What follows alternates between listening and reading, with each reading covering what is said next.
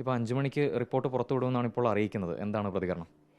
അല്ല, എൻ്റെ വ്യക്തിപരമായിട്ട് എന്ത് പറഞ്ഞാൽ ഇതിൻ്റെ റിപ്പോർട്ടിൻ്റെ നിയമപരിരക്ഷ കിട്ടണമെന്നാണ് ഉദ്ദേശിച്ച് ഞാൻ കോടതി പോയത്. അതിനകത്ത് നമ്മൾ കോടതിയുടെ പരിഗണനയ്ക്ക് പോയപ്പം പൊതു താല്പര്യ ഹർജിയായിട്ട് പോയി. പക്ഷേ അത് അന്ന് സിംഗിൾ ബെഞ്ച് പരിഗണിപ്പിച്ചു. പൊതു താല്പര്യത്തിന് അതിന് പ്രസക്തിയില്ല. അതുകൊണ്ടാണ് എൻ്റെ സ്വകാര്യ ഹർജി എന്ന രീതിയിലാണ് പരിഗണിക്കുകയും അന്ന് ആ ഹർജി തള്ളിക്കളയും ചെയ്തത്. പക്ഷേ എൻ്റെ വ്യക്തിപരമായിട്ട് ഞാൻ എന്താണോ എൻ്റെ മനസ്സിൽ ഉദ്ദേശിച്ചത് വക്കീലുമായി ചേർന്നിട്ട് അതിനൊരു പരിരക്ഷ വന്നിട്ടുണ്ടാണ് എന്നാണ് എൻ്റെ വിശ്വാസം. പക്ഷേ കഴിഞ്ഞ കുറേ ദിവസങ്ങളായിട്ട് മീഡിയയ്ക്കകത്ത് വന്ന സംസാര വിഷയങ്ങളിലൊക്കെ ഒരു ഇന്ത്യൻ പൗരൻ എന്ന നിലയിൽ എനിക്ക് നിയമവ്യവസ്ഥയിൽ അപ്രോച്ച് ചെയ്യാനുള്ള അവകാശമുണ്ട്. എൻ്റെ അവകാശത്തെയാണ് പല മീഡിയകളും അല്ലെങ്കിൽ പല ചർച്ചകളുമൊക്കെ നടന്നുപോയത്. എൻ്റെ അവകാശത്തെയാണ്. ഏതൊരു വിഷയത്തിലും നിങ്ങൾക്കോ എനിക്കോ അല്ലെങ്കിൽ നമുക്ക് പരമോന്നത നീതി കൂടെ തന്നെ സമീപിക്കാനുള്ള അവകാശമുണ്ടല്ലേ? ആ തെറ്റും ശരിയും നിയമം കണ്ടെത്തട്ടെ. നിയമത്തിൻ്റെ മുന്നിലേക്കാണ് ഞാൻ ഈ ഹേമ കമ്മിറ്റി റിപ്പോർട്ടിനെ കൊണ്ടെത്തിച്ചത്. അപ്പോൾ അതിനകത്ത് വ്യക്തിപരമായ വിവരങ്ങൾ പുറത്തുവിടാൻ പാടില്ല. കാരണം ഇപ്പം ഈ കഴിഞ്ഞ 1-2 ദിവസങ്ങളായിട്ട് മുഖ്യധാര സിനിമയുടെ ഭാഗമായി WCM മെമ്പേഴ്സൊക്കെ എല്ലാ മീഡിയയിൽ കൊടുക്കുന്ന കാര്യം എന്താണ്? അവർക്കും ഇപ്പോൾ സംശയമുണ്ട്. അവർ കൊടുത്ത മൊഴി തന്നെയാണ് പുറത്തുവിട്ടുന്നത് അല്ലേ? അപ്പോൾ അത് നമ്മുടെ നിയമത്തിന് മുന്നിലേക്ക് എത്തിച്ചു എന്ന് മാത്രമേ ഉള്ളൂ. ആ ഒരു കാര്യമേ ഞാൻ ചെയ്തിട്ടുള്ളൂ. അപ്പോൾ റിപ്പോർട്ട് പുറത്ത് വരേണ്ടതാണ് പുറത്ത് വരട്ടെ. പൊതുസമൂഹത്തിന് അറിയാൻ താല്പര്യം അറിയട്ടെ. പക്ഷേ വ്യക്തികളെ അതിനൊക്കെ വലിച്ചിഴക്കരുത്. കാരണം ഞാൻ അന്ന് ഹർജിക്ക് ആദ്യത്തെ എൻ്റെ ഹർജിയിൽ തന്നെ പറഞ്ഞിട്ടുണ്ട് ഉമ്മൻചാണ്ടിയുടെ കാര്യം, മുഖ്യമന്ത്രി ഉമ്മൻചാണ്ടിയുടെ കാര്യം.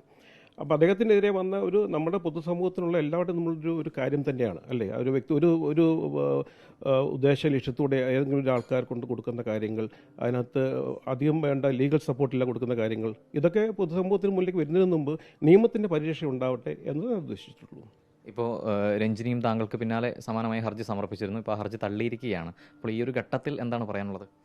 അല്ല, ഞാൻ പറഞ്ഞല്ലോ എൻ്റെ ഉദ്ദേശം എന്ന് പറയുന്നത്, കാരണം നിങ്ങൾ ഒരാൾക്കൊരു മൊഴി കൊടുക്കുമ്പോഴത്തേന് നിങ്ങളുടെ പേര് പറയാൻ പറ്റില്ലെങ്കിൽ ആ മൊഴിയുടെ സത്യാവസ്ഥ തന്നെ ചോദ്യം ചെയ്യപ്പെട്ട് കഴിഞ്ഞു അല്ലേ? അപ്പോൾ ആരോപിക്കപ്പെടുന്ന ആൾക്കാരുടെ പേര് പറയണം. അല്ല, ആ ആരോപിക്കപ്പെട്ട ആളെക്കുറിച്ച് പരാതി കൊടുത്ത ആളുടെ പേര് പറയാൻ പറ്റില്ല എന്നതിനാണ് നമ്മൾ ശ്രദ്ധയിലിച്ചത്. അതാണ് നിയമത്തിൻ്റെ വഴിയിലേക്ക് നമ്മൾ ഹൈക്കോടതിയിൽ കൊണ്ടെത്തിക്കാനുള്ള കാരണം അത് തന്നെയാണ്. അത് തന്നെ ഇപ്പോഴും എനിക്കുള്ളൂ. ഇപ്പോൾ റിപ്പോർട്ട് പുറത്തുവിടുകയാണ് എങ്കിൽ ഏത് നിലയിലായിരിക്കും മുന്നോട്ട്? എന്തെങ്കിലും നിയമ നടപടിയുമായി മുന്നോട്ട് പോകാനാണോ?